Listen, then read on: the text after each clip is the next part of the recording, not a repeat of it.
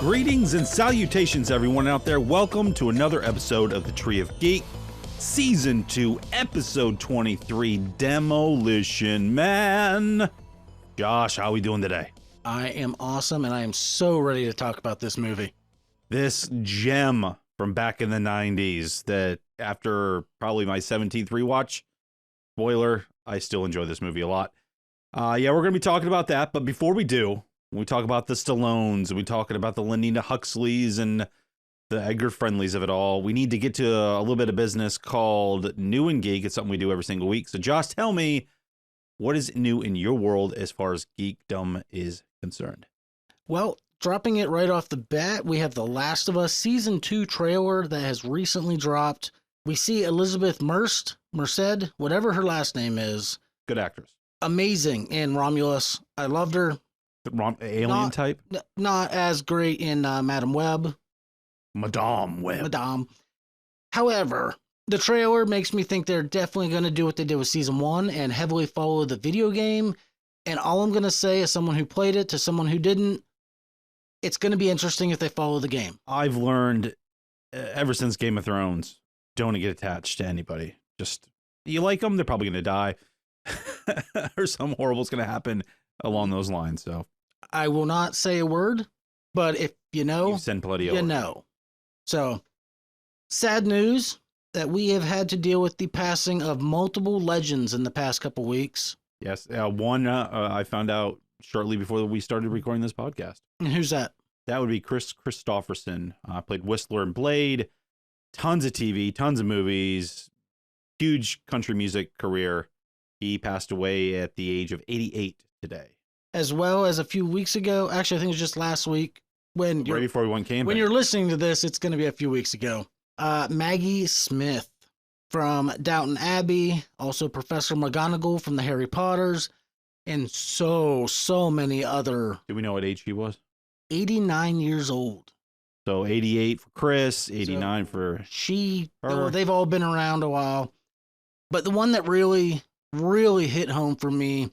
For a lot of people. Well, yeah, for a lot of people. A legend. Anybody in our generation, at least, grew up with this man as... Anybody for the last 3 or 4 generations and should know who this man is. Well, that's right. We are talking about James Earl Jones, the voice of Darth Vader, the voice of Mufasa, the man next door in The Sandlot, the man who comes out of the field in Field of Dreams. I can just keep going. 93 years 93. Old. James Earl Jones, a freaking legend in his own time. Man. In my time. Everybody's time. And for many to come. I'm great sure. Humanitarian, great actor, just amazing all around. But moving on to something a little, I can't really say happier, but also dark. Agatha All Along. I believe that only the first 3 episodes as of right now have dropped. I have watched all 3. Yes. And I'm going to be honest, I was not expecting to like it as much as I am. I asked you several times about doing an episode, and you never responded every single time I asked. I just ignored the question. So I was like, all right, I'm going to stop. I was undecided if I was even going to watch it. And I guess in my head, I had responded to you, but I never actually responded to you. Well, after watching the first 3 episodes, which I have as well, how do you feel about doing an episode on this? I think there's a ton to break down, and I think we could have a heck of a good time with it. All right, we'll put it in the possibility file. I'll tell you right now, Reddit is exploding with fan theories. Many of which I stay away from all of it. Many of which I really hope are true, and plenty that I really hope are not true. We shall see. And then finally, just a little personal new and geek. I have started writing again, which I'm very excited about. You learned the alphabet finally. I did. Congratulations. All 29 letters, yeah. Oh, it's a special case. Hashtag is a letter now, right? Yeah. The pound sign. I said that at work the one day. Blah, blah. And like I was reading off a password to somebody who had just started, and I said pound, and she just, the what? I'm like, oh, you're under 30. Hashtag. The X's and O's deal, the tic-tac-toe symbol. But no, I've started writing again, which it's been a long time passion of mine. I love writing fiction, but unfortunately, I never let people read it. I'm about a chapter and a half, almost 2 chapters into what I've been writing. I've let Michael read it and a few other friends and have received nothing but great feedback. If that's something that you might want to check out, let me know, and I will post it to Wattpad. That's WATTPAD.com. We'll put the link in the description, and you can go read it for yourself. There's a lot of interesting things on there. You showed me some other stuff you'd done, and I did some digging, and it's a great site for writers that don't have money to go to these massive publishing houses to... You can publish your own work on there for free. And by publish, I just mean, think of like almost a blog, but it's just for writing, for books and whatnot. People can read it. People can give feedback. And I've never received anything negative. Not saying I'm amazing. I'm saying... Which is wild because the internet generally is negative. Right. It's not trolls. It's people, if they're giving you feedback... Or ogres. Yeah. It's always constructive criticism. Like, people seem to be, so far, amazing on that site. So if you're an aspiring writer and you want to get your work out there a little bit, check it out. There's thousands of stories. And Wattpad, if you want to sponsor us, I am more than happy to entertain. Maybe when I get some of mine, you just read part of my first chapter I sent you. And I loved it. Yeah, I think we're both doing great. We're both giving each other the good criticisms as well. I want to jump on this because we've sparked each other's creativity. I mean, we've been doing the podcast. We've been talking about all these things we want to do in our lives. I mean, some things are just not going to happen, but there's a lot of major, huge writers that didn't start till way later before anything happened. I think a lot of that too is after we record, we usually sit here for a while and just shoot the shit and talk. And I think a lot of that, a lot of that has really been encouraging to me because we both have unique outlooks on life. I mean, we have had some very deep, but also some very wild conversations. And I think that us motivating each other, I mean, you message me almost every day saying, hey, did you write today? Huge, huge motivation to help me get back. You've been doing it recently for me, which I appreciate because it gets me. I mean, hey, I sent you, I wrote a couple of paragraphs today and like towards the end there, that's what I wrote. And I was like, well, and you sent me that meme from Shia LaBeouf, just do it. Do it. Like, all right, man. I'm going to tell you now, I was a little pissed when I got to the end of it. And there wasn't even a period. It was just mid-sentence stop. Listen, customers call. You got to go answer a phone. And I was like, well, I got 15 minutes left. I'm going to go home anyway. So what about you? What's going on in your geek world? Well, I did have Agatha all along on there. Emily and I have been watching it. We've been enjoying it. Great cast. Definitely better than I thought it was going to be. I think it's the right spooky middle ground. It's not like... Dude, Catherine Hahn is nailing it.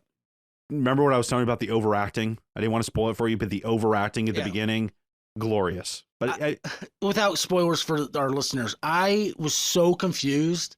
Like, I had an idea of what was going on. Well. I had an idea what was going on, but I thought she was kind of playing her own game. I didn't realize it was remnants from WandaVision. And here's the thing with the MCU is there has been so many properties and pieces of this puzzle that WandaVision came out like 2 years ago, 3 years ago. I don't know. It's been a minute. I think it was before Quantumania. I think it was 21. Yeah, it's been a while. So to remember everything that happened there, or remember what happened to Doctor Strange, and all the other mentions, it's sometimes confusing. But I think the show's going off great. I can't wait for it to continue. Hopefully, the road is going to be grand for him at the end. Speaking of comic book guys and women, we got a Thunderbolts trailer. Yes, we did. And we all know that this is the only trailer I will watch. Because Thunderbolts trailer, Ballerina trailer, Last of Us trailer, they all dropped.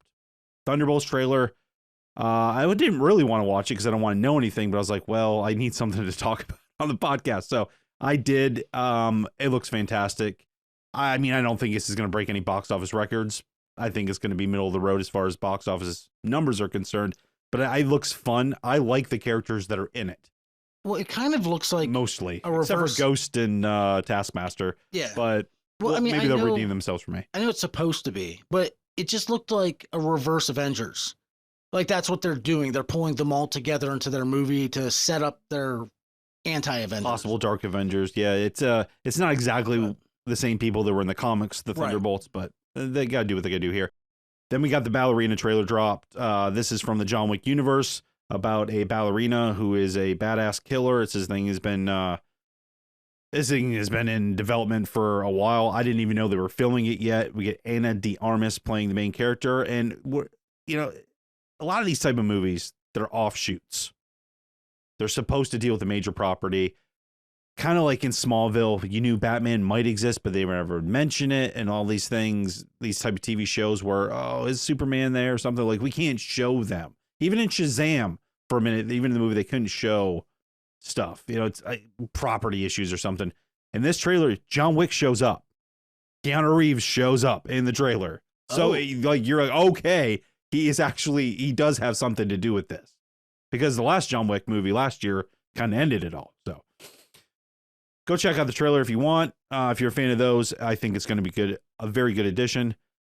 You, of course, talked about the Last of Us trailer that dropped. I'm excited for it. I didn't play the games, but I really, really enjoyed it. It's a funner version of The Walking Dead. So big rumor is X-Men reboot is going to have zero Wolverine, because apparently he's already going to be in the MCU. And I also read that Ryan and Hugh were supposed to host the Oscars or Emmys or something next year. Oh, really? This year, whenever it comes out. I don't know. I don't really usually watch that stuff because I think the categories are iffy at best. But yeah, will we get him? I don't know if we'll get a teaser somewhere in the movie. I mean, that movie's way down the road. But the rumor is because he's already in the MCU doing his own thing, he's not going to be in the first one. And that is everything I do believe that is relatively important in the Tree of Geeks newsarama area. I did read, I guess Ryan Reynolds came out and said that no matter what is pushed, there will not be a Deadpool 4. That he did the trilogy, he's done. But I guess we'll see what happens. Doesn't mean he's not going to show up for Secret Wars or something. Cameos, yeah. He'll be somewhere. Just no movies. He's not hanging that up permanently. There's no way. So do you want to jump back to 1993? 1993, back in elementary school, middle school, maybe. I don't know. Man, that was a long time ago. Oh, it was. Yeah. We're talking about Demolition Man. That's what this episode is about. We're going back in time about a movie who goes forward in time. Yes. In a way. Do you want me to read the synopsis here off of the actual DVD case? Well, real quick, this movie has been out for 31 years, but we'll say it anyways. There's going to be spoilers. We are not holding back. I think we decide anything over a decade, we're just going to go with it. Yes. If you haven't watched it, go watch it. It is, well, this you'll movie find out. Still stands up. Yes, it is a fantastic, it's a fun movie. It's action, comedy, everything. If you think about the blockbuster popcorn movies from back in the day, this is it. Like right here. Yeah. Like it doesn't take itself too seriously or nothing. But before we talk about what we like or don't like about the movie, let me tell you out there in the world, what is Demolition Man? Read the back of the box. Back of the DVD synopsis. This is what it is. It says, L.A. cop John Spartan, Sylvester Stallone, nicknamed Demolition Man, due to his hands-on approach to law enforcement, is condemned to 70 years and a penal freezer after being set up by Simon Phoenix, Wesley Snipes, public enemy number one. Halfway through his sentence, however, both he and Phoenix are catapulted out of the captivity, discovering their city has been transformed into a peaceful utopia under the benevolent rule of Dr. Raymond Cocteau, played by Nigel Hawthorne.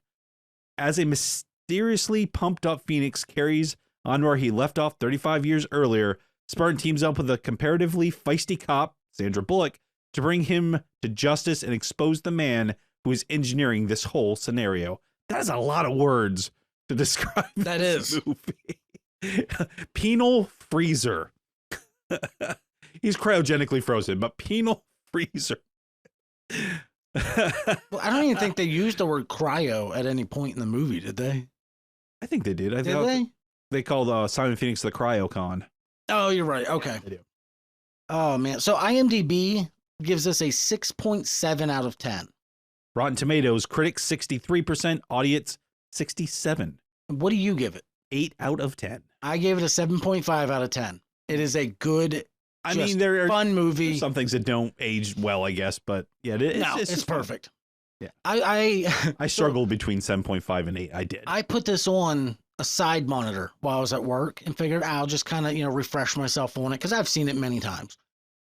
I had to rewatch it at home because I kept finding myself just watching it at work to the point where I had to just turn it off because it sucks you in. It does. You're like, oh, okay, this part's coming up. I'll watch it quick. Oh, wait, now this part's coming up. Well, we can talk about pacing because I think that's a reason for this that we'll get to. This is directed by Marco Brambilla, who also did Excess Baggage, Dinotopia, and Districted, or a segment in Districted. I don't think I've heard of any of those. I think I've heard of Excess Baggage, but I have no idea what it's about. I kind of want to watch Dinotopia now, though. And figure out what's going on there. Is that like with the Littlefoot movies or? Oh, jeez. Written by Peter M. Lenkov, Robert Renault, and Daniel Winters. Score by Elliot Goldenthal, who did Pet Sematary, Alien 3, the best one, Heat, and my personal favorite, Batman Forever. I like Batman Forever. You know, the one with Jim Carrey. Yep. That's a fun movie. That wasn't George Clooney, was it? Bat Nipples? No, this was Val Kilmer. Oh, okay, gotcha. Just I'm thinking Bat Nipples came right after before, but that's, you know, Schumacher doing that shit. Yeah. Do you know the budget? I do. The budget for Demolition Man was $57 million, which in 1993 was considered fairly high. And it eventually ballooned to 77. Oh, really? Yeah, it went on longer than it was supposed to. Oh, I did not know that. Okay. Domestic U.S. gross, film earned about $58 million, which at the time was considered really, really bad. Yeah, well, I'll get to that in a second here. 159 million for worldwide. Yes. So worldwide and international was 101. So, but you know, this ranks number 12 for 1993. Yep. It's right below The Line of Fire, which I'm pretty sure that's a Clint Eastwood movie, right? Yeah, I think so. And right above Cool Runnings. So, I mean, it's in the top 15 of the year. Yeah, I mean, it ended up tripling its roughly original budget. So, I mean, that's very good. But domestically, it didn't do so hot because I read somewhere there was an advertising issue. They didn't really advertise the movie so people could understand what it was about. They just threw names on it and called it a day. Well, as we did another podcast on Dreadlocked, the two Judge Dredd movies, Judge Dredd had come out before this. Yeah. So, you know, we talked about maybe in the future they could do something better like they did in Demolition Man that would polish something they could have done in that movie. Well, here we are talking about that movie. So I think they're like, oh, is this like another Judge Dredd thing? Yeah. You know, which was, my opinion, this is way better than Judge Dredd. Oh, my. Like miles ahead better. Is it better than Dredd? I could watch this before Dredd. Dredd's a great movie, but it's a dour movie. It's too dark. It's just like sad. You're just like, man. Yeah. Who's in this movie? We already know Sylvester Stallone's John Spartan. Sylvester Stallone as Detective John Spartan. Wesley Snipes as Simon Phoenix. Sandra Bullock as Lieutenant Lenina Huxley. Nigel Hawthorne as Dr. Raymond Cocteau. Cocteau. It's spelled French-ish, so... They call him Cocteau, so... Cocktail. There we go. Benjamin Bratt as Alfredo Garcia. Bob Gunton as Chief George Earl. I couldn't understand why I recognized him, so I had to look him up, I'm ashamed to say. It's the warden from Shawshank Redemption. This dude plays a dirtbag in everything he is ever in. He does. And I'm looking at it, I'm like, okay, I know 100% I know him, but why can't I place him? Well, that's who it was.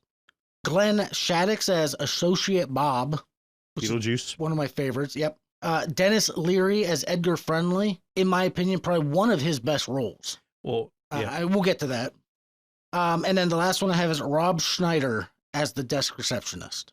Bill Cobbs is Zachary Lamb, and the younger, played by Grand L. Bush. There's some connections to some different movies here. Okay. Yeah. I look forward to you making those connections for me.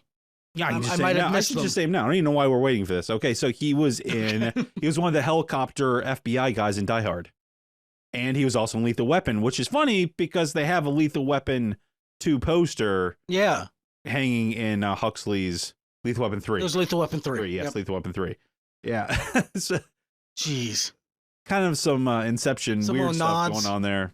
Yeah. Well, I mean, later on they have a nod to Schwarzenegger as well. Also, there was a scene in the beginning of the movie. We won't quite get to the scene yet, but there's a guy that says, "Hey, man, Spartan, what the hell happened?" That was the police captain in Lethal Weapon.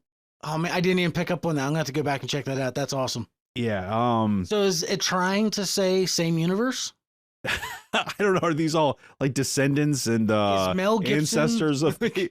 I mean, that would have been hilarious if he would have shown up somewhere. If Mel Gibson walks by, it wasn't me. I had his name written down somewhere. It must be in my behind the scenes because I can't find it now. But great cast here. Yes. Benjamin Bratt is in this. Not that, we're going to talk about his amazing runs in Catwoman. But I mean, he was big for a minute. A couple years after this, he blew up. He was like everywhere. He was on daytime TV. He was everywhere. Well, see, and the thing I love about these movies, because like we just did Dread and Terminator and Die Hard. A lot of these early 90s, late 80s movies are what catapulted some of these people's careers.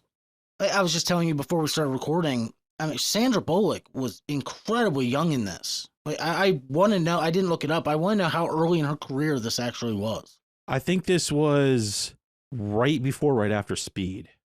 I'm going to say. Wow, okay. I don't know for sure. Maybe somebody out there can answer. Let's not forget that good old Jesse the Body Ventura was also in this for a quick minute as well.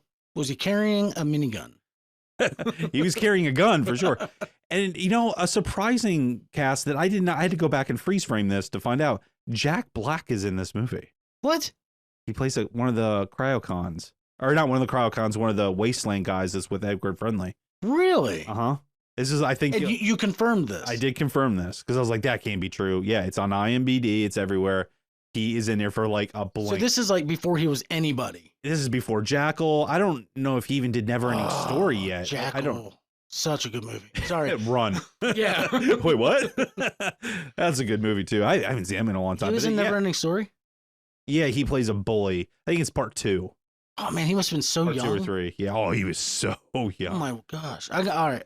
Yeah. I'm going to have to take notes. I want to go look some of this up. I love these little, I call them Easter eggs. What do you call them?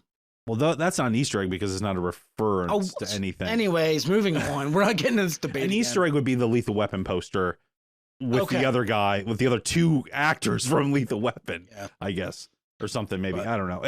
Easter eggs are a reference to something that came before that's connected, I suppose. Gotcha. Okay. So we start this movie off with the classic Sylvester Stallone over-the-top action sequence. Like, what more could you expect? The 1996 war zone, the big LA Hollywood sign. I love how it takes place 3 years after the actual release date. Like, hey, this is going to happen in 3 years, people. Yeah. Tracer rounds. Why does everybody fire tracer rounds? I know it looks cool on camera, but hey, they're shooting from over there. Yep.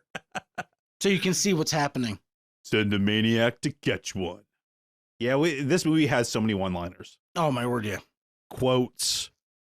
I do appreciate that a lot of the one-liners foreshadow the future. When he says, "Is it cold in here? Is it just me? I swear I lose my head if it wasn't attached." Like, these are breadcrumbs for what's going to happen way later in the movie, and I like very well writing set up. Is nice. Yeah, they're winking at you, the writers, and they did. It's a simple contrast. Like where they're it's like a mirror. They're foreshadowing everything that's coming. And when you watch it the second time, you catch it all. The first time, you're not going to catch any of it. Well, the first half not half, but like the first snippet of this movie is so hot. It's sweaty and grimy. And the second half is so cold and steely and just kind of clean, Until the end. Until the end. Yeah. Well, I guess that's cool. We'll get there. Too. Yeah. Anyways. Anyway, continue with your notes. What else? Let's go through the movie here. Not scene by scene per se. So we open up to John Spartan. I've been told maybe I shouldn't go through scene by scene by scene. However, yes, the first big chunk of the movie is Stallone needs to go get Simon First Phoenix. Big chunk. Yeah, we got. That's 2 different eye colors. We have not Stallone. Well, it is Stallone, but Spartan. He's on a helicopter. We got, he's talking to the people. The lethal weapon guy. The lethal weapon guy, who we do see later as an older man, which I thought was a great nod. I love that little tidbit. Yeah, Simon Phoenix is holed up in a warehouse. He's got all these hostages. But damn bus drivers wouldn't figure it out. Yep, damn bus drivers. Postman figured it out. And long story short, he goes in, stuff happens. Explosions. And Demolition Man lives up to his name, and the whole building explodes. Yeah. He caught his guy. He got Simon Phoenix. Movie's over. You would think. I mean, you're like, yeah, he lives up to his name, the Demolition Man. You see right off the bat, they tell you who this guy is. They show you how bad Simon Phoenix is. They just he killed everybody. Like he just let them all die, and then the whole thing is here, he gets Stallone in trouble because John Spartan was supposed to rescue the hostages. Yep. And he made it look like he just murdered them because he was so hell-bent. Well, he says, he's like, I did a thermal scan. There was only so many heat signatures. They're already dead. And then they find, oh man, when the firefighter runs up, he's like, there's bodies everywhere, 20, 30 of them. It's like, oh, damn. So you got something to say, scumbag? Yeah. I told him he didn't care. So not only does Simon Phoenix get arrested and put into a cryo tube for It's a rehabilitation. penal freezer. Yeah, the people freezer. The penal freezer. Yeah, the one-eyed, penal freezer. one-horn, fine penal freezer. But Spartan is getting put away as well for, what was it, involuntary second-degree manslaughter or something like that. Somewhat, yeah. Incompetence, I suppose. He got put away for plot. So we jump to 2032. 2032, 29 years later. Yeah, only 8 years from now. Wikipedia tells us, you need the DVD case about the timeline, but as I'm watching the movie, I don't think the movie itself had the right dates. Because I heard 27 years, 29 years, 32 years. Yeah, so. A while. So yeah, we jump forward a ways. We get to meet Huxley, bored out of her mind, driving around. Be well. Yeah, be well. Then we do get to see her office, which I loved. All of the paraphernalia. Yeah, wrong word, I guess. But all the nods back to the 90s. Well, apparently, according to Benjamin Bratt's character, it violates a crap ton of code. He's like, is there anything in here that doesn't violate this code? She's like, only you. Yeah. Yeah. He opens up a can of snakes, like the things that fly everywhere. Yeah. And that's where we see the Lethal Weapon 3 poster. Yes. Yeah. Just right there in the back of the wall. Boom. And I love how she keeps on saying how, I just wish something would happen. Well, I mean, it's kind of awesome that Warden Smithers is going to give Phoenix his parole hearing. He wants to get it over quickly. Why did they even give him a parole hearing? Because that's the procedure. And in the future, they go by the book. And apparently they dropped that the last murder hasn't been since 2010. Yeah. So it's been a minute since anybody's been murked. Well, you mean murder, death, kill. Yes. Was it 187? 187. Which I was reading, the reason they called it a murder, death, kill was a nodding joke at how police codes are always like, oh, we got a 187, whatever. And they just wanted to kind of have a little bit of fun with it, making it overkill. Murder, death, kill. Right. Well, it makes it like super important. Because everybody's like, when the code first comes over, like, nobody knows what a 187 is. Right. I'm surprised that Zachary Lamb didn't know what a 187 was. I mean, he's been in the force forever. Yeah, but to be fair, looking at the society, they probably changed the codes and everything. Because, I mean, they don't need to have all the violent codes and, yeah. Oh, I mean, I'll give it to the fact that he wasn't the main guy. He was just kind of standing off at the wall there for a minute. So when Simon Phoenix breaks out, did you catch the password he uses? The voice password to open up the handcuffs on his Bunny Rabbit? Cart? No, it's Teddy Bear. Teddy Bear, yeah.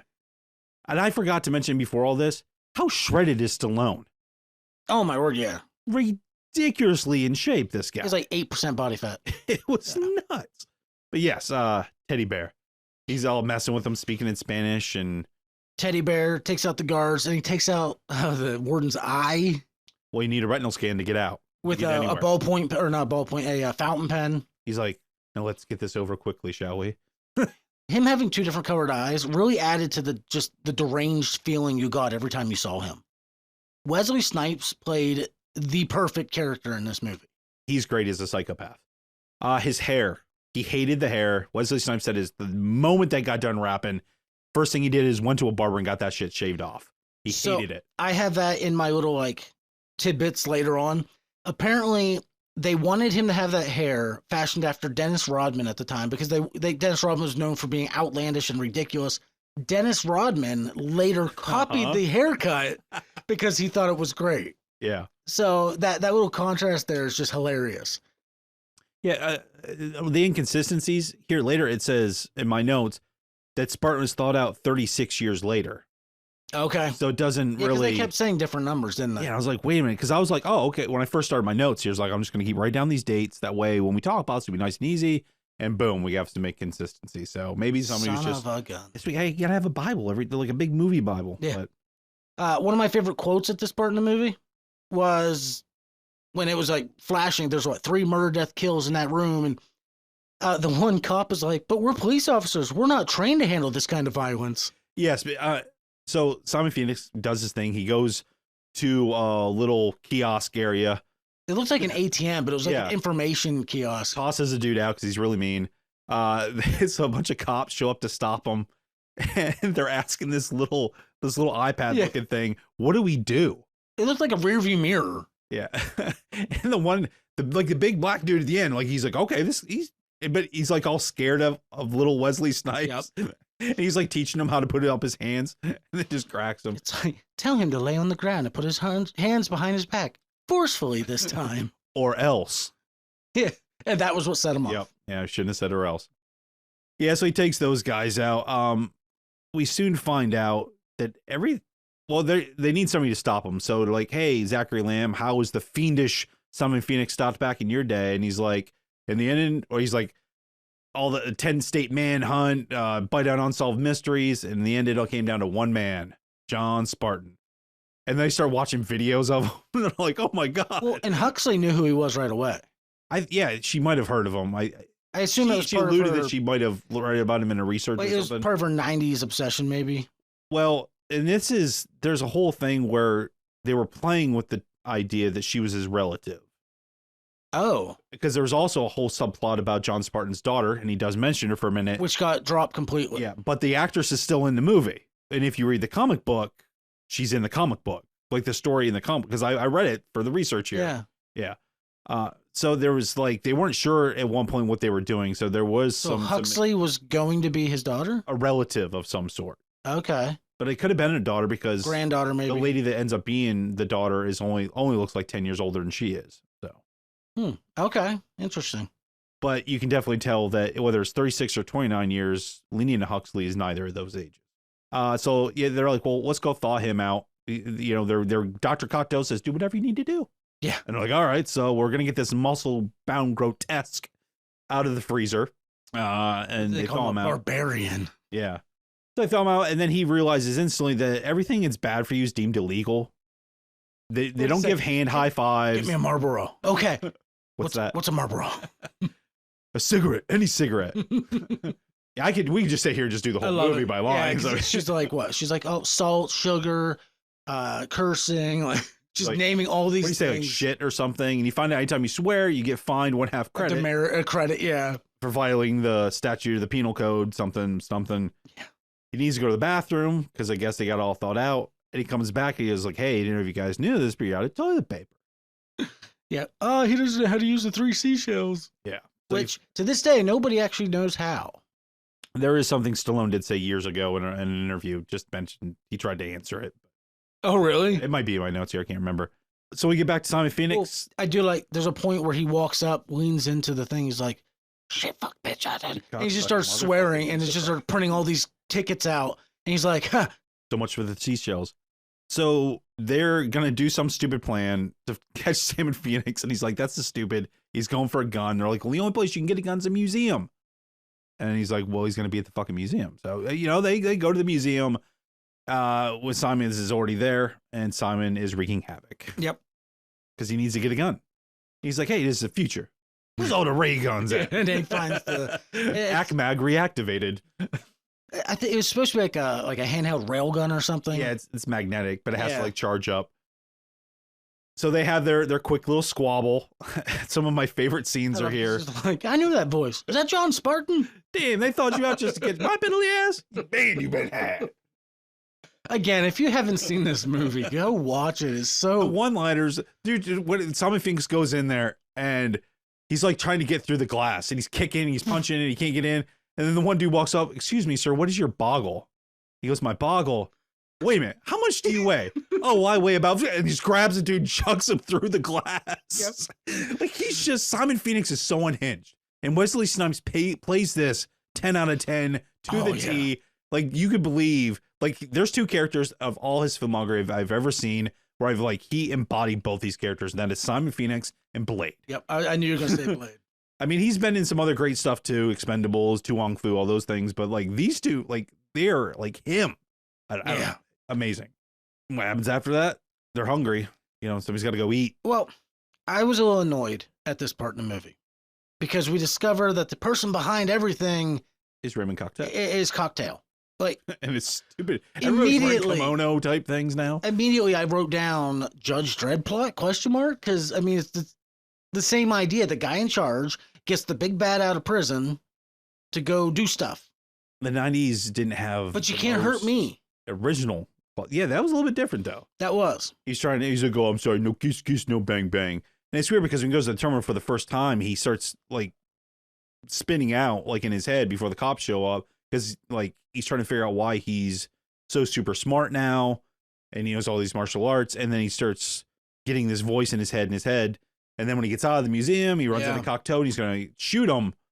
He doesn't know that's who it is at first, and then he's like, "Oh, don't you have somebody to go kill?" And it did seem, this is a big, huge part of it, and one of my issues as well. I guess we can say here is, why go through all this trouble for Simon? Why get Simon Phoenix? Like you couldn't find anybody. Yeah, a little less.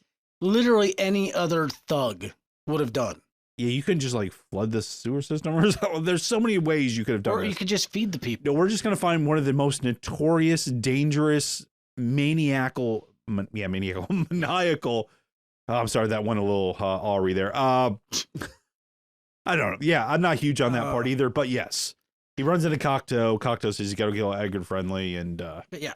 So Cocteau is, hey, well, we got to eat. Let me feed you for saving my life. And I love, because he's John like, Spartan, because he makes it seem like John Spartan saved his life. Well, and I love how John Spartan's saying, like, well, we need to find Simon. And their method of finding him was, well, next time he commits a murder, it'll pop up. Great plan. That's what he says. Great plan. Thank you. Like, that's like, no, you got to go find this guy. Yeah, he's like, you know what? For saving me, I will take you to Taco Bell. Unless you are watching a DVD from Europe. The international version. And he's going to take you to Pizza Hut instead. Which is what I watched, Pizza Hut. Yeah, I have it on DVD. I did watch another version, and I had forgot about the Pizza Hut because Taco Bell is on my DVD. That's okay. That is the original. That's the first. I had heard about this, forgot about it, and then when I watched this copy, I was like, Pizza Hut. I was like, oh, there was something about this.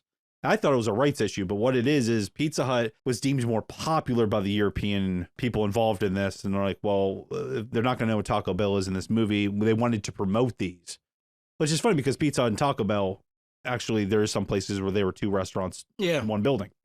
So I'm all owned by the same people. It's interesting because that means that they had to refilm it because they didn't just CGI a different logo in. They had to refilm the entire production thing. team actually put the Pizza Hut logo in there. Which is funny because I remember it being Taco Bell. And then when you were asking me about it, I'm just like, well, I didn't rewatch it yet. Why? What are you talking about? And then when I'm watching it, I was like, oh, well, that's interesting. Never knew that. So they go to Taco Bell / Pizza Hut, no matter which way you're watching this. Dennis Leary and his band of misfits show up because they're hungry and they need some food. So they're going to steal some food. Out of Mad Max. Yeah, like everybody's wearing like rubber tires and on their like shoulder pads, like they're football players, but they're made out of Michelin BF Goodrich or something. I don't know what's going on. But that's what they have innovation to do that, but not, I guess, make their own food. But so anyway. wait. So we have Raiders who look like they're from Mad Max, and we have the Overworlders who look like they're from the Jedi Council. Yes. Which is funny because Mad Max had, Mel Gibson. And Lethal Weapon, Mel Gibson. There's just more connections here. I think grasping at a lot of different straws here, I think, is what they were doing for maybe throwing spaghetti at the wall to see what would work here. Their costumes are a little iffy. Oh, yeah. And Stallone even picks fun at it at one point. When he's in his room, he's looking at a sleeveless tunic or whatever. He says something about it like stupid, or I don't remember what he said, but he makes a comment about how the dress is ridiculous. Yeah. Not a lot of sexuality in this movie. We'll get to a certain scene here. But before, I forgot that before he goes to Taco Bell, or maybe it's after, but he puts in like the little baby DVD into his TV. Yeah, that was after. Was it after? It was after the helmet. Okay, we'll talk about it later, but we did skip over the Schwarzenegger Presidential Library. Yeah, after they're driving back from Taco Bell. Yeah. Huxley's telling him about it. He goes, what? I mean, and obviously Stallone and Schwarzenegger have had a massive rivalry in the 90s. Oh, yeah. But who could be the bigger box office guy? Recent documentaries for both of these guys in the last 2 years have talked about this rivalry that they both had. They're both good friends, but they were always trying to one-up each other. What movie can I make that'll be better than this guy? And the fact that he blatantly poked fun at him becoming president, even though he wasn't American born. And it's just funny because years later, he becomes the governor. The governor of California. Yeah. It's like The Simpsons. They were predicting it. But yeah, so after they talk that, Lenina Huxley wants a little bit of sexy time. She's like, so I was just thinking maybe we could do some things. He's like, well, yeah. He's like, I'm sure. That's fine. Yeah. Well, I love it because he was just like, wait, you mean sex? And she's like, yeah. And he's like, yeah. It's like, it's been a minute. He's like checking his breath. But the thing that gets me though is he just woke up like 2 days ago, which means to him, his wife was alive 2 days ago. Yeah, because he talks, we've skipped this. He talks about his wife pounding on the frozen ice. He remembers it. And Cocteau's like, no, that's not possible. You're not allowed to have dreams or be conscious. And he's like, well, I beg to differ, buddy, because I saw her and she was doing it. Because that scene when he's frozen at the very beginning was done so well. Yeah. Like the cryo liquid he's in, and the special effects in this are done pretty well. I have it written down somewhere. Okay, I didn't write it down, but I was reading in my, looking for fun little tidbits. He actually let them fill that container with a lid on it of that thick gelatinous like water, and he went completely under swimming in it because he wanted it. Baby oil that was in Petey's house? Was it? Maybe maybe he was just gonna redo Demolition Man. Whoa. Maybe he was gonna be Wesley Snipes. Justin Bieber was okay. All right. Oh, jeez. Well, that's relevant in the world today, whether you're a geek or not. That is. Yeah, he completely, legitimately let them essentially, drown him in this thick baby oil because he wanted it to look as real as possible. And in the little tidbit I was reading, he came out and said afterwards that was one of the most uncomfortable things he's ever done for a movie because even though he's holding his breath, it feels different than water. Like There's the point there where he's like spitting, like in a way because it got in his mouth, and he's like, like you would actually be drowning. Yeah, I mean that. No, I'm good. I appreciate that when he slams on before he gets frozen, there is a couple air bubbles, and when you see his ice being moved around, you see the air bubble. Like there's still bubbles in there after it froze. Like the continuity of that. That like this is what I don't know how they did that. I wonder if that was just one big prop. Like, is there a wax figurine of him? Did they put one in a thing? I don't know, but it was done amazing. So they're going to do some sexy time. He thinks they're going to do. He's like positioning himself on the couch. And she comes in with some VR helmets. He's like, Here, put this on. Just relax and close your eyes and it'll start. And yeah, it's just basically if you have an epileptic fit while you're trying to make love, or if you're trying to watch the movie. Yeah, so like if you're listening, you're like, oh, what is all that moaning going on? And it just kept flashing her face in like a moaning pose. Well, I don't know if that's just what we're seeing or if that's like he's seeing more, but he didn't like it. He took it off. He's like, what the hell was that? After he says, what was that? And she's like, oh, we were having sex, and he's done. But she tries to put the helmet back on him. She's like, no, put this back on. She's like, I wasn't finished. Me first. And he's like, absolutely not, man. I'm not putting this helmet back on. And then they get in a huge argument because, he wanted to bone. You can't do that because of all the diseases that have happened because of sex. In fact, he's like, well, how do you make babies? And she's like, well, you go to a doctor, but you have to get a license to have a baby, which is kind of relevant in what we're going on with today. Won't get too far into it. Well, won't go any farther into it, but I think it's relevant with what's going on today. So I think there's a good bit of this movie that you could predict some crazy shit happening in the future. Well, I mean, how many movies about some type of futuristic or dystopian style world have we seen where it's like you have to win a lottery to have a baby, like in Silo, or you have to, apply for it, and it seems like sometimes it's rigged. It seems like a very common theme. Yeah, population control, which we know right now the world has like 7.5 billion, trillion, gazillion fucking people in it. Well, not that many. Well, there's a lot of mouth breathers out there. So we get done with that. He apologizes the next morning. Yep. That's when he goes back to his room and puts in the little tiny disc, and he sees the security footage. And first the screen pops on, and there's a naked blonde there. She's like, oh, whoa. Yeah. She's like, hey, so I was thinking, oh, wrong number. He goes, whoa. And his face is just like, okay. It was very random to throw that in this movie for a squeaky clean future, supposedly. I wonder if he just did that because he wanted to make sure it was R-rated, which I feel like the swearing was more than enough to get it R-rated. But right, it's if they're such prudes. Are they prudes in a way that like they can't be like prudes that they don't think about sex because she's like, let's do this. And some people, I mean, look at the cop outfit she's wearing, but then like people are just getting naked over Skype in this society. A couple questions there. I'm not sure what's going on, but I feel like that would lead to fluid exchanges somehow. yeah. So maybe people are cheating somewhere, cheating the system. I don't think you can have so many humans. And that is a qualm right here. I'll say, where's the rest of the people that live outside this city? Well, and the fact that when she realizes, oh, wrong number, she covers herself up, which means that they do still have modesty. It's not just like a, oh, no big deal type thing. Plot hole. Yes. I want answers, Mr. Yeah, Stallone. I want answers of what's going on with the rest of the world. Yeah, that's a good point. Outside of the city, what is happening? Yeah, so the bunch of earthquakes happen. Yeah, we didn't mention this is like three cities. I do have a theory. Metroplex put together. Later on, but. All right. So they leave the next morning to do some police work. But you did forget one of my absolute favorite little totally random thrown in things in this whole movie. While Simon Phoenix was cryoed or penal frozen, he learned karate and access that's what I'm codes. saying. That I was going to get to that. They're in the car. Sylvester Stallone learned how to knit. And he does a bunch of talking about different terms for knitting that he didn't even know he knew. Yeah, because he picks up a ball of yarn and it's like for your relaxation or something. And the next day he's like, I made you a sweater. She goes through the list of what Simon Phoenix was fed through his mind, brain fed. One of them's like torture methodology, which I feel like he probably already knew torture methodology, but he's comes out stronger, a little bit faster, knows all these martial arts, knows pressure points, knows how to access computer systems, surveillance cameras. Like, well, and not even hacking. He comes out Jason Bourne. That's Jason Bourne. Yeah, they go back to the police station. The really angry cop guy's like, we're going to arrest you. And he's like, you're not arresting me. And he just kind of like ignores him in a way. He kind of argues with him morning, then for a little bit and ignores him. And he's like, well, I'm just going to go. You can come with me or not. I'm going to go with Simon Phoenix.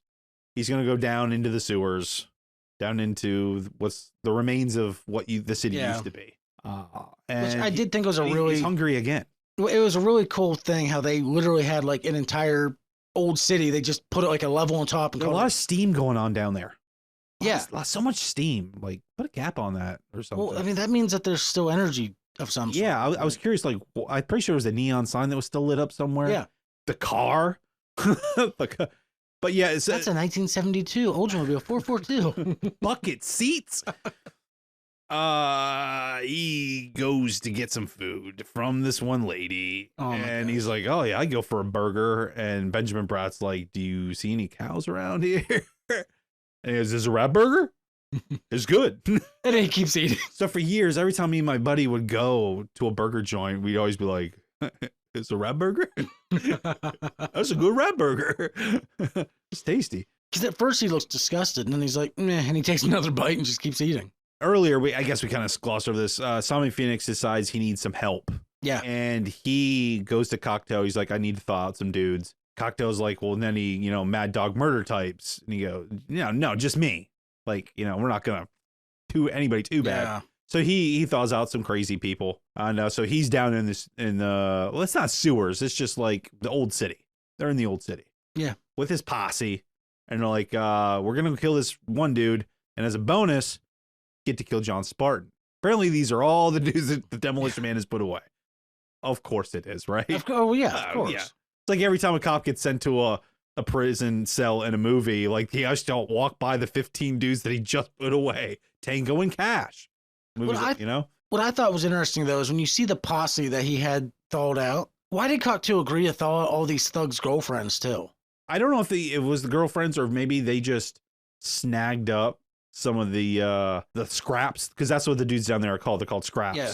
Or maybe they're, I don't know. Like, hey, come here, baby. But my question is, like, if he shows up, like, how did Edgar Friendly, he's like, I'm no leader, but he is the leader. Yeah. He's clearly the fucking leader. There's no rumblings anywhere that there's somebody new in the tunnels with all these other new guys bringing women or taking women. In a place that has power. They were drinking beers. I don't know. A couple plot holes there. But it's fun. This movie moves along so briskly, you don't even really think about it. Yeah. Unless you're going to do a podcast on it. So a bunch of battles happen, and a car chase, which is really well done. So one of the best car chases I've seen in a while. So my question about the car chase is, do you think the movie I, Robot took some inspiration from that? Had to. Because it was really, really Similar? similar. Yeah. Yeah, very. I like he's just like scraping, like about to scrape his. Like he rips the door off. He's got his face on the thing, and the foam idea is pretty cool. So when a car crashes, a bunch of suds show up and turns into foam to protect you from being slammed around. It almost That's an interesting idea. And it turned into almost like a styrofoam. Yeah, that you can kick and punch your way out of. I thought it was a very. I mean, because when it first starts, it just looks. Remember in Charlie and the Chocolate Factory, all the white foamy cream that comes out of the one weird machine. It kind of looked like that stuff, but yeah, it does turn into styrofoam. And of course, the mean police chief shows back up. He's like, "I'm going to arrest you," and he's like, "Yeah, no, you're not." Oh, man. Yeah, no, you're not. After this crazy car chase, they wreck the car. They go through like a building. Yeah, I love it because he was like, "You can't leave. You're under arrest." Like, go ahead, try. I like the footage that they showed early in John Spartan's career, where he has a little girl on his shoulders, and the one news reporter's like, "How can you justify destroying a multi-million-dollar mall to save one girl?" And the little girl's like, "Fuck you, lady." Well said. Yes. And it was weird because he had like super long hair in that scene, so they gave him long hair to make sure they looked kind of different. So He almost looked like Rambo. he almost did look like Rambo. I have a question here though, because just of how much Lenine Huxley does show that she can kick some ass here a little bit before we get to the final fight of this movie. Who would you rather have as your partner for various reasons? Diane Lane's character from Judge Dredd, or would you have Lenina Huxley? Who would you have? I mean, because they're both dressed so similar. They are. Here. Man. I wonder if Lenina Huxley and John Spartan had babies at some point and they eventually led to the DNA in the future that somehow made Judge Dredd. What do you think? So I have here under ridiculous theory. Okay. John Spartan goes on to lead the police force, founding the judges, and then the Dredd that we know is actually an original clone from the founder, John Spartan. I am the law. So I mean, it's possible. So let me redo it. Rambo goes on. That's possible. John Rambo had a couple flings here and there. He could have been an ancestor of John Spartan. We don't know. John Spartan is the great grandson of Rambo. I guess it could just be son. Really? Yeah. And then maybe his mom's Spartan. Dredd is a clone of Spartan who, I got nothing. They're all related. I like it. Okay. They're all related. In some universe, they are all related. Final battle time. We got final fight. Or we got something else? Just that it drove me nuts that Cop 2 let all of these bad people into his office. Not just Simon Phoenix. He wasn't, they're not smart. Because then he's just like, kill this. And yeah, because he can't shoot him, but somebody else can. Yeah, like how did he not think about that when he started thawing all these people, all these henchmen out? He was a dumbass. That's the only thing. I thought of this too, but he's stupid. They just throw him into the fire. My notes are, didn't see that coming. But I love how the little, what would you call him, secretary guy, he was just like, I can be of great use to you. He goes, well, yeah, he's going to have him help him throw out even more people. So if Simon Phoenix goes I think everybody. Yeah, everybody. He goes, what, you guys got Dahmer in here? I love that guy. Yes, oh my word. I don't love that guy. That's what Simon Phoenix said. No. So yeah, he's just going to thaw everybody out. John Spartan and Lenina Huxley, they're like, nah, we're going to stop this. How did, when they had that little fight outside of the facility, how did Lenina Huxley perfectly shoot the thug behind Spartan? She's never shot a gun before. We don't know that. In this civilization, we do. Well, no, not an actual gun, but she's been doing simulations. If you can simulate banging, why would they simulate a gun if there are no guns? I don't know. They would simulate the little shock rod. Well, she's a police officer. Maybe she had access to some different. I mean, they let her have all the crap in her office. Come on. She had to have found a way. Maybe her and Zachary Lamb. I could have sworn somebody called him Zachary at some point. They didn't say it all the way right. It's possible. Yeah. Zachary Binks. Maybe they had a weekend somewhere out, in the woods. I don't know. I don't know how. Luck. Speed of plot. That's it. Yeah. All right. So we get into the facility and we get Simon Phoenix basically acting like a cat playing with his food.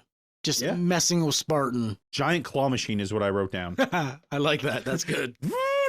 grabs him with a giant claw, swinging him around willy-nilly. And that had to be some serious. Well, first off, why would there be what looks like liquid nitrogen in a hydraulically controlled machine? Future technology. Okay, sure. And secondly, I don't think it's going to freeze a giant metal claw all the way to the core so that you can kick it. Yeah, it was a little bit cheesy there. Oh. That part was a little bit cheesy. But we get to a scene where some cryo juice has been spilled everywhere. And John Spartan's like, is it cold in here or is it me? Drops, there's just that little blue ball. What's like almost like Star Trek, like red matter, only this is blue matter. Goes down there instantly instantly freezes shit. Like boom. Simon Phoenix gets frozen. John Spartan does a little whirly woo with his claw machine. And Simon Phoenix loses his head. He did. And, for a movie that didn't have like the budget of Terminator 2, this was done pretty fucking well. Well, yeah, when he comes flying around and kicks Simon Phoenix's, his head off, he loses his head. You even see like the ice shatter and you see little red pieces of ice. So like you see his neck. Yeah, like he was frozen the whole way through. I know it sounds stupid to a lot of people, but that level of detail means a lot to me because that means that they actually thought about the anatomy of, okay, what would it look like? Right. Now, I mean, we didn't get to see like, oh, well, that's his jugular, his throat, but it was really well done. It reminds me of like years later they did Jason X, which is obviously not that great of a... That was one of the best movies. No, I'm just kidding. But one of the best death scenes in that whole entire series is the frozen face death, where he puts her face in the cryo juice, lifts it out, and then smashes it off the counter. And you see, almost very similar to this, the red and white, like her, like inside her head like was you see frozen. the skull outline. Sort of, yeah. I mean, it's very brief, but it looks kind of like one of those crystals that gets broken, like the geo crystals inside. That's what this reminds me of, like a red and white. Is that where he's in space? Yeah. Yeah. I think I saw that one. Yeah. Yeah, unfortunately. The blonde just gets her head smashed. Yeah. Do you ever notice how when it comes to horror movies, I always watch the worst one in the series? Yeah, well, one of these days I'll get you to watch most of them and it'll be fun. But yeah, so Simon Phoenix loses his head. He like does. we talk about premonitions from the beginning of the movie. You lose my head if it wasn't attached. Yep. Is it cold in here? Is it me? And then he's got to live up to his name. So the whole place decides to go into meltdown mode. And as they always did in the 80s and 90s, what does he do? He books it out of there, Running Man style. And we forgot at the very beginning of the movie, he runs out of that building. Oh, yeah, carrying Simon Phoenix as it blows up behind him. Yeah. So I just, get two running because, men don't look at explosions. There's that whole Oscar thing. Yeah. As he's running. Yeah, oh, man. Yeah, and then more cops show up. All the Edgar Friendly and all of his scraps show up. And, of course, Bob's like, hey, I can assist you. And he goes, hey, Bob. What's your name? Bob. Bob, let's talk about your hair. I have a quote pick a color. Yep. Dennis Lear said he was hired because of all his ranting that he'd do in his comedy specials. That's what I read. Yeah, yep. He very was good. Picked because of his stand-up, his ability to improv, which is one thing I found when I was reading about it, that a lot of his lines were improv. Like his big rant that he goes on at one point. Yeah, he wrote, that was all him. Yeah. So let's talk about, what did you not like about this movie? We hinted here and there, but like, what are the major things that you don't like about this movie, Josh? Oh man, what do I not like about this movie? I really don't like how the scraps are portrayed. Like the idea that they're just hungry and they don't want to conform to society. I don't know. That felt like a very overdone, I guess you could say. I could have seen it being like maybe dirty, or maybe a little bit off center from everybody else. But the fact that they were like Mad Max people, yes, was a little wild. Well, I mean, Dennis Leary looks like he's out of the Wild West. These other guys look like they're Mad Max guys. Well, and like they're living in the old city. So when they go down to find them, why is it like this rundown hallway? That's where everybody lives, in this one little section. Why wouldn't they be living in the old buildings? I don't know. Well, because the earthquake, a lot, I guess, stuff. I don't know. I did really like the scene though where he shoots the fire hydrant off. That whole fight scene I thought was fun. But anyways, yeah. I don't know. I guess I just thought that they over exaggerated the scraps. Like that could have been a lot more realistic, but at the same time, look at the overworld. That was over exaggerated as well. Yeah, well, even the scene where Cocteau's talking to everybody now on the three or on like the 6 monitors, and they're like on the iPads, really thick Skype iPads. Yeah. Anything else you didn't like? How about in the beginning? I'll throw it out there. The first fight, Spartan has flames touch his wrist, and not even like Mr. Joshua from Lethal Weapon, who can just hold a lighter there forever. As soon as the flames hit his wrist, he drops his gun. Yeah. He's this trained badass who goes through all these explosions. And they lick his arm. Yeah, and like, no, I dropped it. Like, again, I didn't care much for the explanation of what else was going on in the world. Oh, and again, in the beginning, Simon Phoenix stabs all the barrels, gets that gas and stuff out there. How did he not smell that going in? How did he not know it's a trap? Which, on that note, Michael, what burns with gasoline? What burns with it? What part of the gasoline burns? The fumes. Yeah, the stuff you smell, yes. Phoenix Snipes is like holding this torch an inch away from the liquid, like, I'm going to do it. I'm going to do it. And then instead he flicks a cigarette and that's what lights it. Mythbusters, dramatic effect. Mythbusters has proven that you can't do that, that the gas liquid will put the cigarette out before it lights the fumes. Well, this was a Mighty Marlboro.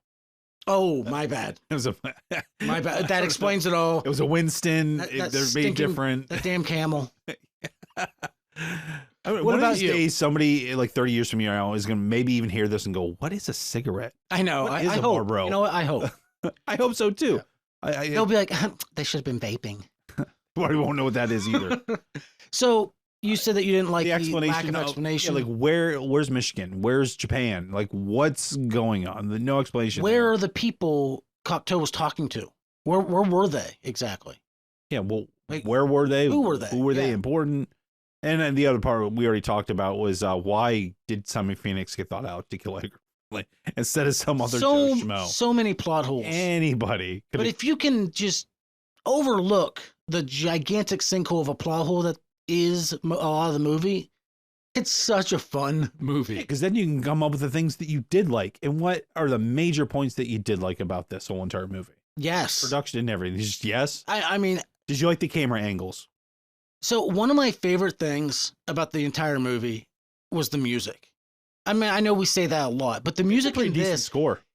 but, well, if you listen to it early in the beginning, it had that classic 90s, like, yeah, like that heavy, you know, cop drama action movie type music. And then later it's definitely more of like a you know, not giddy, but like There's an a few upbeat, fight scenes with Simon where they do some weird, like synth type stuff. yeah, some or synth stuff. Yeah. That's just like, yeah,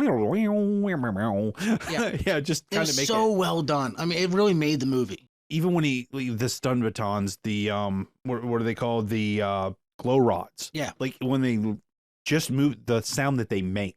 I like it. He's like, what do they do? He just like puts it in that guy's forehead and knocks the dude's, just knocks him. That's what John Spartan does. Like, he's just some random walker buyer.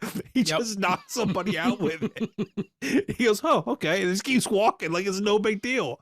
Like, he just gives no shit. I personally think the camera angles were very well. They're sharp. The coloring is sharp. The sets were sharp. And I'm going to bring back the word slick because they were slick. When the cryo facility at the very beginning, that whole sequence of him putting there, just like the camera angle when they're coming in kind of tilts and kind of doesn't go all the way upside down, but it kind of like moves in the hallway as he's walking, and then it flips to like him walking towards him. It was just a different way than just watching him walk. Yeah. And it was showing off all the cold steel and plastic type looking stuff everywhere. How about that dialogue? We've been hinting at this. The dialogue is so witty, so funny. So well put together. Sometimes you get a movie like this and the jokes are forced Oh yeah. and they're cheesy. You hear him after you've seen it 2 or 3 times. You're like, that's not really that funny. I'm still laughing my balls off every single time I watch it. I think what was most impressive about this to me was everyone that's supposed to be from 2032, 2035, whatever it is. They all talk exactly the same. Like, they did such a good job making sure every actor had the same speech patterns, that this is how it's done now. Except for Zachary Lamb. And then you get Stallone walking in. Like, It was just such a clean cut. And Listen, I'm happy, you're happy, pal. I'm going to use the word for like the 8th time this episode. The contrast that they did, like between new and old, but between the old gritty and then he wakes up and everything's clean and fresh. Like even the police chief who's a dick, he still talks a certain way. yes, There's still that speech pattern is like he's mean, but he's still like kind of light in his words the way he says it, but not like hoity-toity, but yet he has to be polite. Even though he's being mean politely. Yeah. For a minute. Stern. Until he finally kind of loses it a little bit. But yeah, everybody has that thing. Benjamin Bratt played that part, I think, the best. I keep saying, I don't know who he plays in the movie, and I don't have that part in front of me, but like he's just so bland, but yet funny. And then, of course, he becomes a scrap looking dude at the end. I don't know why he had to change his clothes, but he was Alfredo Garcia. Alfredo Garcia. That's right, yeah, he comes out wearing tires. Like the Michelin Man. He should have had a leather jacket. Now that would have been some shit. Like, hey, I got a leather jacket now. I'm a real scrap. So we're talking about the dialogue. What is your favorite quote from John Spartan in this movie? My favorite John Spartan quote would be when they're in the museum and they fall down into the old section of a city that has like the fire hydrant. In the car. John Spartan picks up a TV, grabs it by the cord. He goes, "Hey, Simon, you're on TV." And just smacks him with this big 30-inch tube TV. Not a flat screen, because flat screens weren't around in 93. It's a big ass like tube a TV. 50-pound TV. Yeah, hey, you're doing TV. And he just cracks him. Yeah, just the dialogue between them back and forth was just wild. Which it leads us into the action sequence.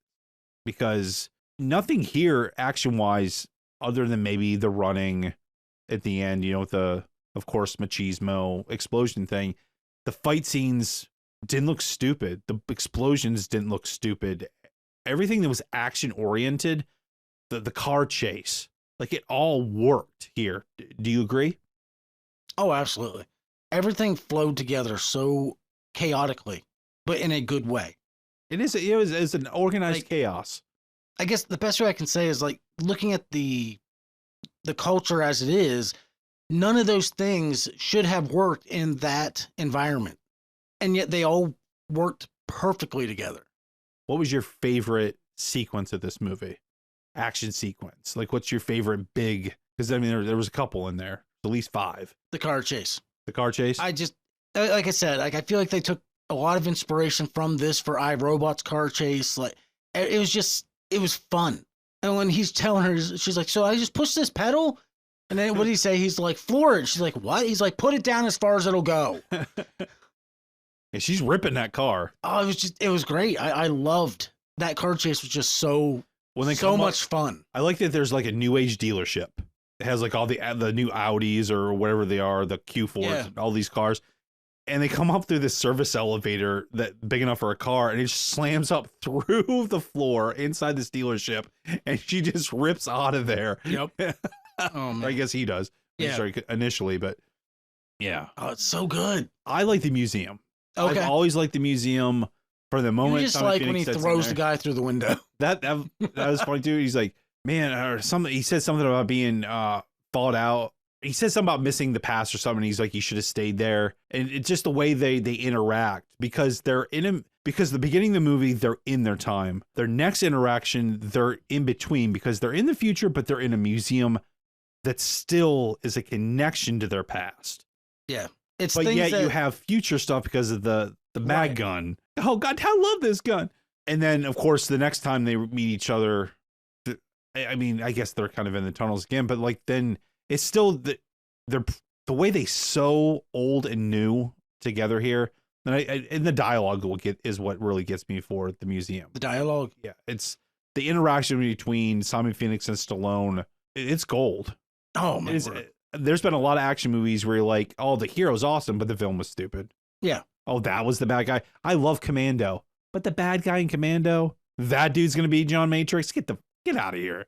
We should do an episode of Suburban Commando with Hulk Hogan. You can have John on instead. I'm not doing that. I refuse to do that.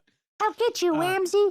So it's funny that you say about the dialogue in the museum, because that's actually where my favorite quote from John Spartan is during that car chase.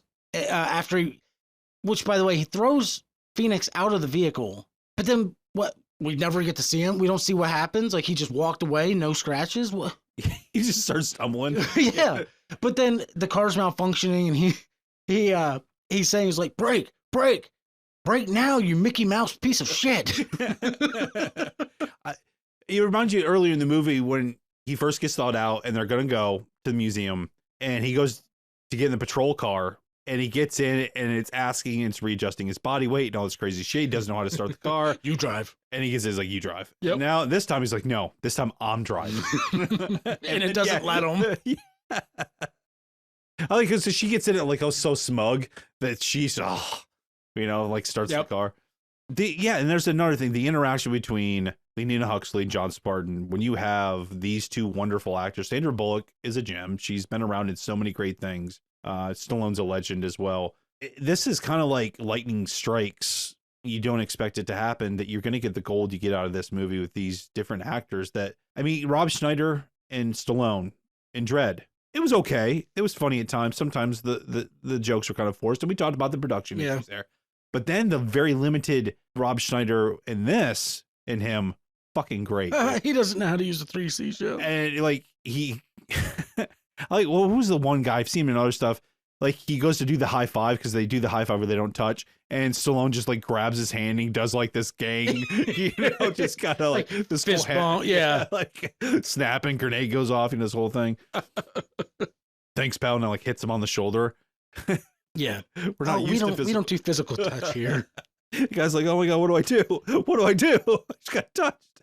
Well, and that's what I mean. Just like the dialogue, like it's such a clean dividing line between the old and the new, and it's so well acted. And a great line in between that is, well, a lot of lines is Lenina Huxley. So let me ask you this: what is your favorite misquote? Oh man, of Lenina Huxley? Oh, because she's notorious in this movie for trying to say the cool things, the one-liners that like Schwarzenegger or somebody would say, and she gets them wrong almost every time. When I think it was before the final confrontation. It was one of the earlier ones when I think they were getting ready to go to the museum. I'm not sure, but I think she's trying to say like, let's go get this guy or whatever, and she says, let's go blow this guy. He's like, blow this guy away. Yeah. Yeah, because at one point she's like, and my favorite one is, wow, you really licked his ass. Like, kicked his ass. So blow him and licking. Like that man just really matched his meat. Yeah. Sandra Bullock was just fucking hilarious. I did say she's a gem. She's been in a lot of things, but I've never been like a massive Sandra Bullock fan. Right. I love Speed. I love Speed. She's great in Speed. But this movie here is probably to be like one of my favorite movies with her of all of them I'd seen. I don't like Miss Congeniality. I don't like those movies I like very The much Proposal. Hey, that movie's funny. That movie's good. I do like that one. Little Ryan Reynolds action. Yeah. Any major behind the scenes trivia that you have for this? Like any castings or a little bit. What do you got? So Wesley Snipes was not the first choice to play Simon Phoenix. What? No, initially they wanted Jackie Chan, but of course, just like in previous movies that we've talked about, Chan declined because that wasn't his thing. He doesn't play villains. Yeah, won't do it. And I was reading, I guess it was mostly because he felt it would go against all the parts he's played before in his movies, and he didn't want people to look at him differently. All right, cool, respectable.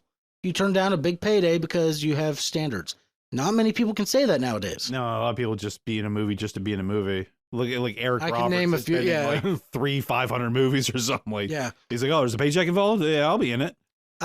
Wesley Snipes was later considered because he does have an extensive martial arts background. He was actually told he needed to slow down, like tone down his martial arts because he was too fast. The camera couldn't capture his moves. Like it was just coming up as like a blur. They couldn't capture all the cool moves he was doing because he was just that fast and they didn't have the frame rate back then to catch it. Yeah, there was a lot of issues when he was doing the first cop battle when he was beating everybody up. Yeah. Well, apparently Van Damme and Steven Seagal were considered for these people as well. For the lead roles. Yeah. And you talked, well, in next one I had, you talked about Dennis Rodman already. Yep.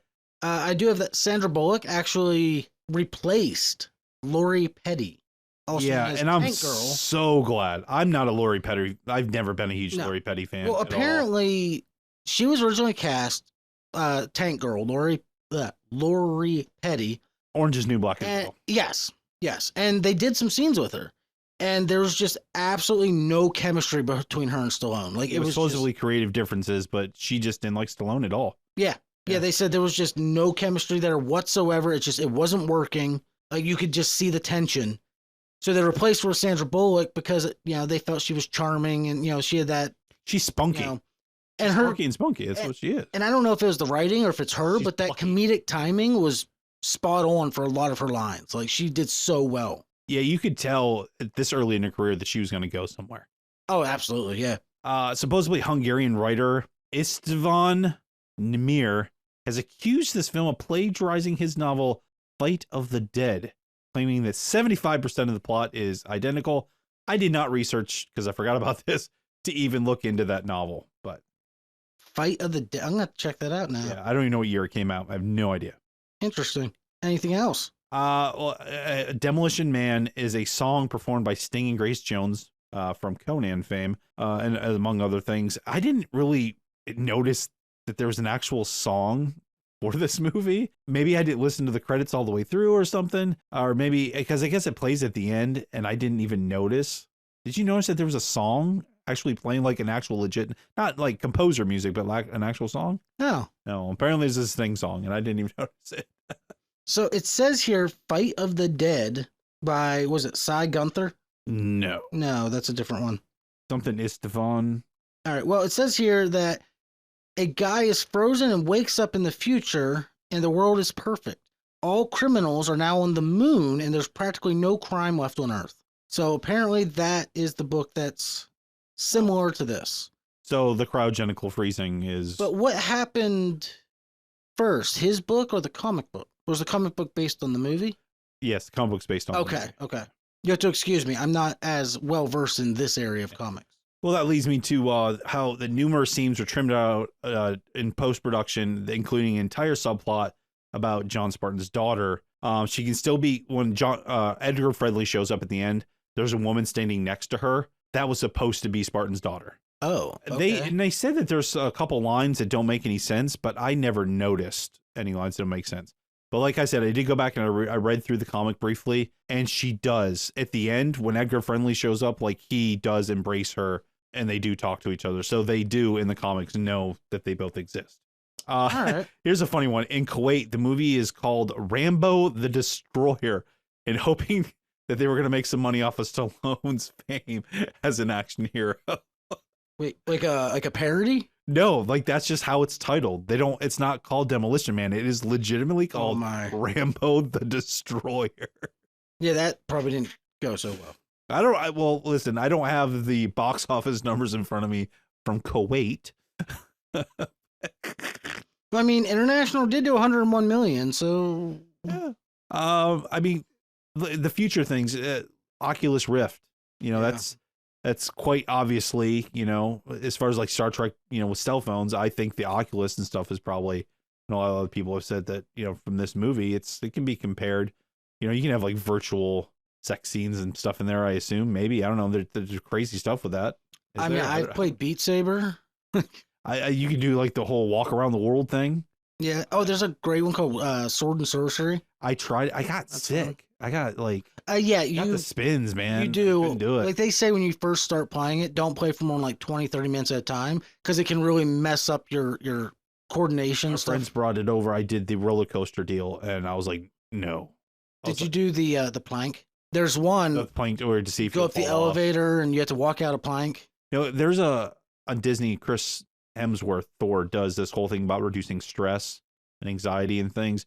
And he does a thing where he is going to walk on this huge crane. But to prepare for it, he does like the virtual reality plank thing. Oh, okay. Yeah. Nice. I do have The Walking Dead in VR. You want to talk about anxiety? Like, seriously. We thought about getting one this year. Well, I mean, like mine still connects to the computer. It's an older one, but I like it because I can run a lot heavier games through it. Now, granted, I haven't turned it on in like a year, but The Walking Dead, like you hear something in like it's literally left and right, and so you're sneaking around.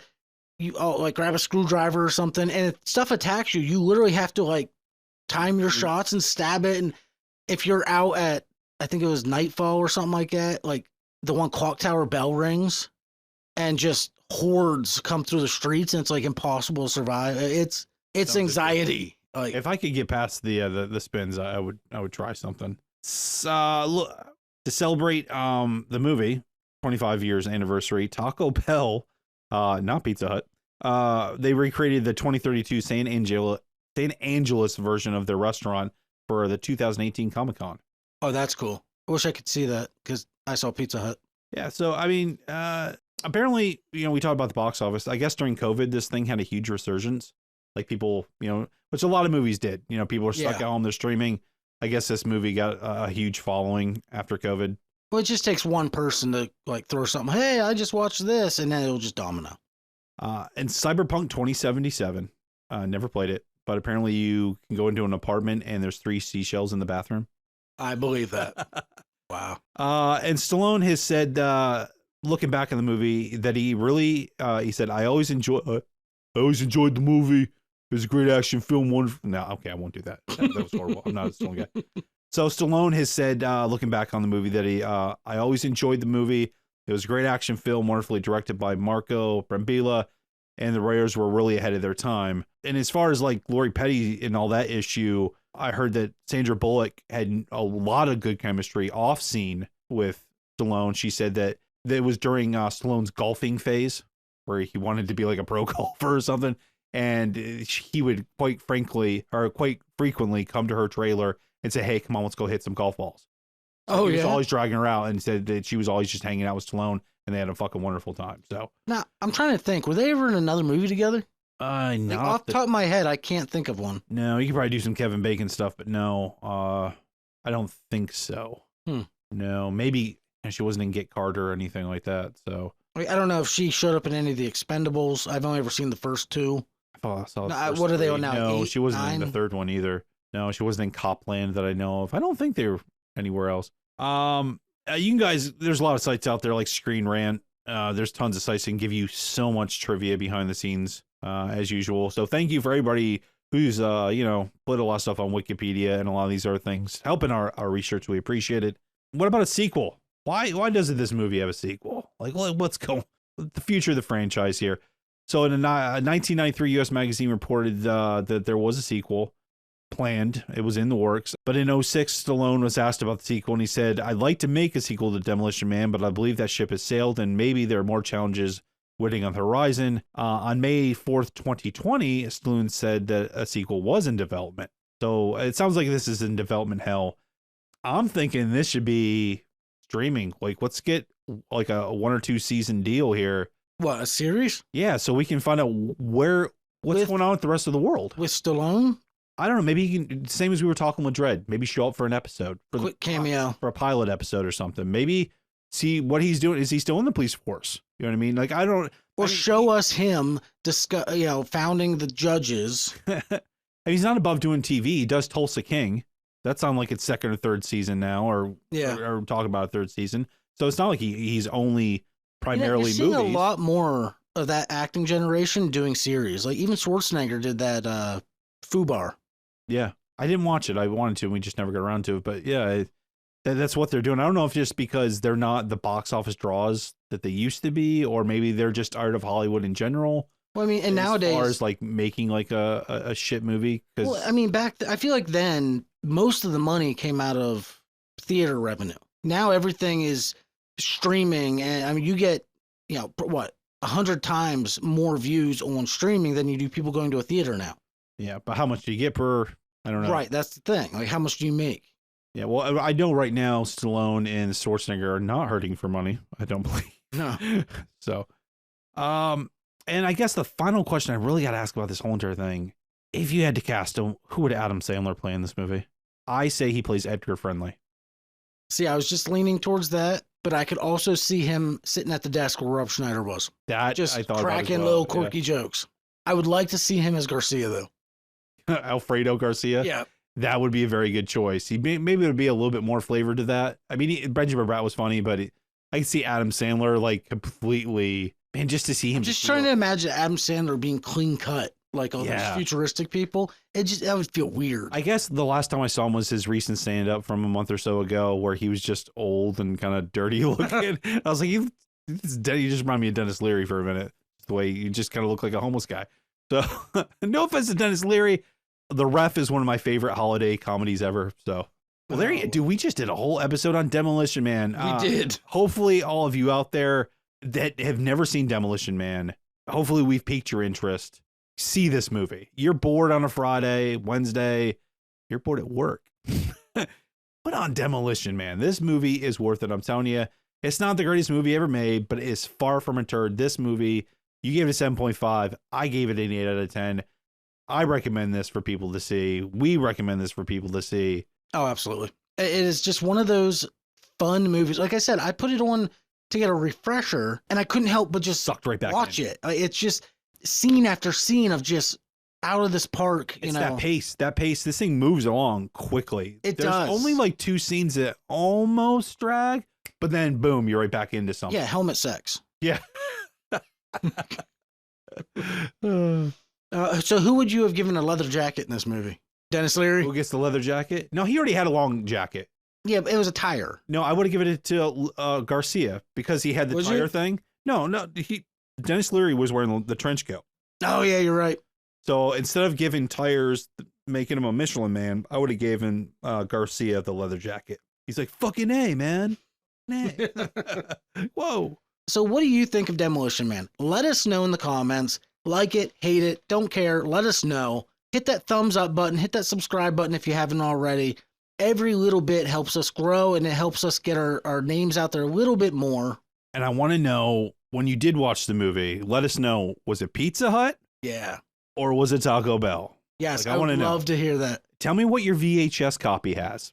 Let me know, man. Come on, guys. And somebody's got a VHS out there. What is your favorite misquote from this movie as well? Because there's so many. I wonder if somebody has like an old Blockbuster or Hollywood video copy that they bought when they went out of business. I think that's where mine probably came from. If you do, post that on Instagram and tag us. I want to see it. I would love to see it. That's awesome. If you really enjoy what you're hearing, that's patreon.com/Tree of Geek. $5 a month will get you a shout out every episode, as well as some behind the scenes photos, information, and the ability to vote on any type of polls or surveys or whatever we're doing for upcoming episodes. And by the time you hear this, there should be some categories being tossed online about our Tree Fort Awards. I got to get on that. Yeah, they are coming. So vote on those. Let it help us find out what the best of the year is. Last episode of the year, which is actually the 31st this year, is our Tree Fort Awards, where we go back through some categories and let you know what our top picks of 2024 were. We will have it on social media, like Michael said, and we do want you to vote. We do want to know what you thought. Give us some opinions. Yeah, absolutely. Maybe we missed something. So shout out to John Snyder for being our first ever Patreon member. We do appreciate you, buddy. And shout out to Unconfined You for being our first ever paid Patreon member. Again, shout out. We really appreciate everything you guys are doing. And just listening means a lot to us, so thank you for that as well.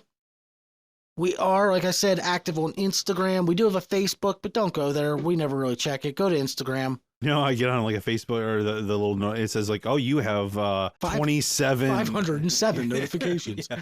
So we're also on X, but Instagram is where you're going to get very quick replies if you want to talk to us. So hit us up on there. Though I have had a few interactions on X. So if you want to be there, that's fine. I do check it. As soon as I post to Instagram, X is the second thing to get posted to. So.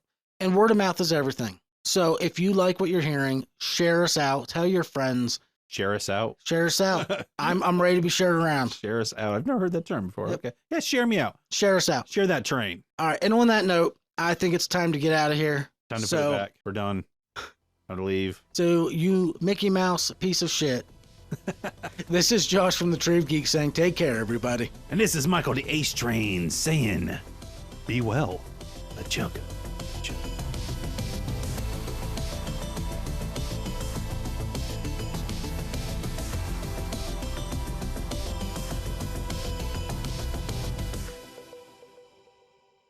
Just do it!